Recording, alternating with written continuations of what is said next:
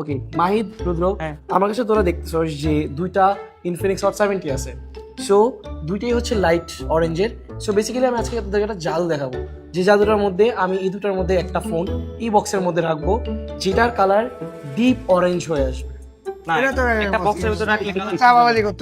তাহলে একটা বাজি লাগে আজকে আমরা, যে যদি এই জিনিসটা ডিপ অরেঞ্জ হয়ে ফেরত আসে তাহলে তোরা আজকে আমাকে আমার মন মতো ট্রিট দিবি, আর যদি ফেরত হয়ে না আসে তাহলে হচ্ছে আমি তোদের তিনজনকে ট্রিট দিব। ঠিক আছে?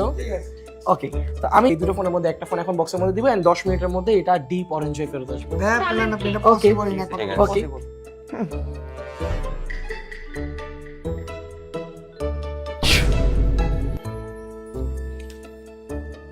এই যে কালার কি চেঞ্জ হলো ফোনে?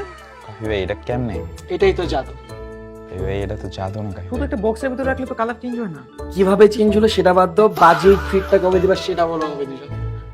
কাবি ভাই, আপনি কি বাটপারি করেন কাবি ভাই? আমরা কি জানি না নাকি যে ইনফিনিক্স হট 70 বরফে রাখলে কালার চেঞ্জ হয়? আপনার এখনো গেল না চুরি করার স্বভাব? ভাই ভাই ট্রিটটা এবার তুমি দিবা। না কাবি ভাই, কাহি ভাই এটা তো না কাবি ভাই, এই বাটপারি স্বভাব আপনার গেল না। আপনি